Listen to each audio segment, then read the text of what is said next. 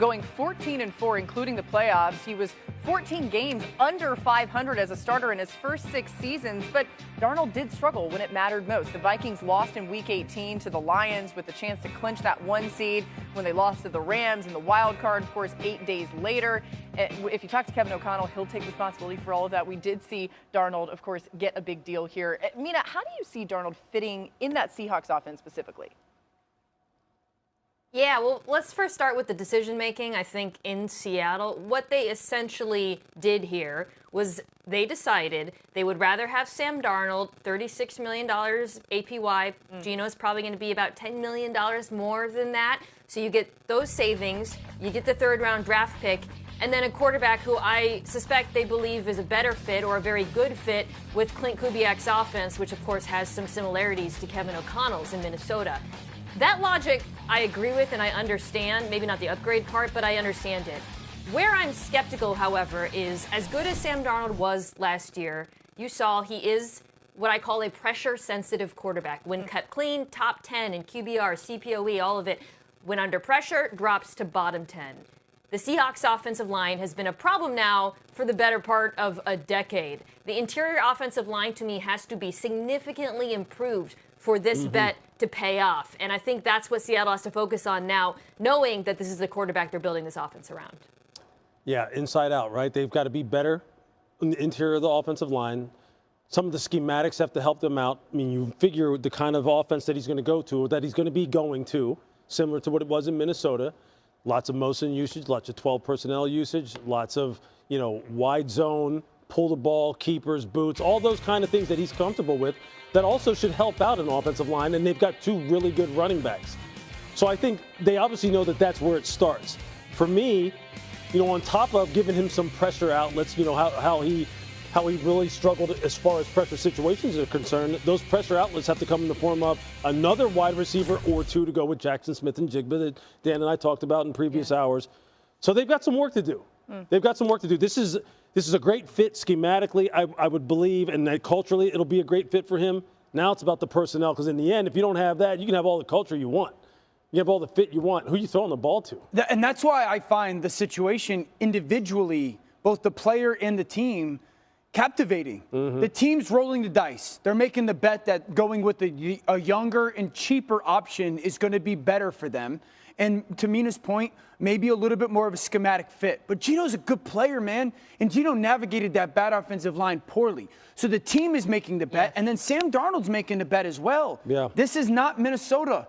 This is candidly a little bit like representative of what Sam has been in his NFL career when it comes to, okay, maybe not a ton of help, a bad offensive line, a good receiver in JSN. So, Sam is banking on the trust being built up and being like, oh, you guys are going to support me the way that Minnesota did, so I don't have this one-year wonder. And I think both got a hit for it to work. Lots of time to make more moves, so we'll see what Seattle does. Also, Mina, as a sympathizer, congratulations. Your Seahawks get Sam Darnold. She's like, it's a Never thought the story would end this way, but here we are. I know. All right, let's get back to Adam with some more news. The Bears making... that are going back to Houston. Again, I got the picks. I'm trying to sift through it here as we're doing TV. Yeah, totally. Go ahead, Louis. You like what Adam Peters, the general manager, is doing from a planning standpoint to help his young quarterback. He's saying, look, we want to make sure that we're dominant on the offensive line. We want to make sure he's protected on the perimeter. Laramie Tunsil, that's what you do. You upgraded at left tackle now. Now what else do you do? A major change has just taken place for the Seahawks with the surprising signing of Sam Darnold. After the recent trade of Geno Smith to the Raiders, Seattle has locked in a 3-year, $110.5 million contract with the former Vikings quarterback. And you might be wondering, what led the team to make such a bold decision? Stick with us as we break down all the details of this move and how it could impact the Seahawks season. Before diving into the full analysis of Sam Darnold's signing, it's important to highlight another significant move by the Seahawks: the trade of DK Metcalf to the Pittsburgh Steelers. With Metcalf's departure and Tyler Lockett's release, Seattle is clearly undergoing a restructuring process. The decision not to meet Metcalf's contract extension demands and to reshape the roster shows that the Seahawks are focused on a new era. Now, with Darnold in the mix, the big question arises: is he the leader Seattle needs for the upcoming season? Sam Darnold joins the Seahawks after an impressive year with the Vikings, where he delivered standout performances, throwing for 4,319 yards, 35 touchdowns, and 12 interceptions. These remarkable stats placed Darnold among the top quarterbacks of the season, earning him his first Pro Bowl selection. However, his performance in the final weeks of the season, which included 2 tough losses, raised questions about his consistency. Despite those concerns, negotiations with the Seahawks moved quickly, signaling the team's confidence in Darnold's potential to elevate the franchise. So, what do you think about the Seahawks signing Sam Darnold? Does he have what it takes to turn things around and lead Seattle in 2025? Or should the Seahawks have made a different choice? Drop your thoughts in the comments. We want to hear your opinion on this major shakeup in Seattle. Don't forget to share your perspective. Now that we've covered the impact of Seattle's recent trades and roster moves, let's focus on the breaking news that's shaking up the league. The signing of Sam Darnold by the Seahawks was a strategic move filled with high expectations, but what's coming next is even more surprising. Let's dive into the headline-making story that could change the course of Seattle's season. The big news just in. The Seattle Seahawks have officially signed Sam Darnold to a 3-year, $110.5 million deal.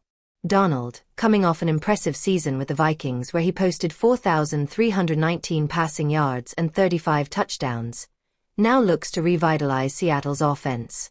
His arrival, following the trade of Geno Smith and the departure of DK Metcalf, signals the Seahawks' commitment to a new era.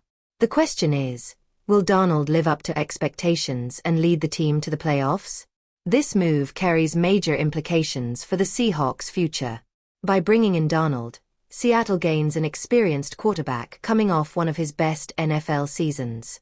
This could have a direct impact on the team's strategy, especially considering the loss of DK Metcalf and other roster changes.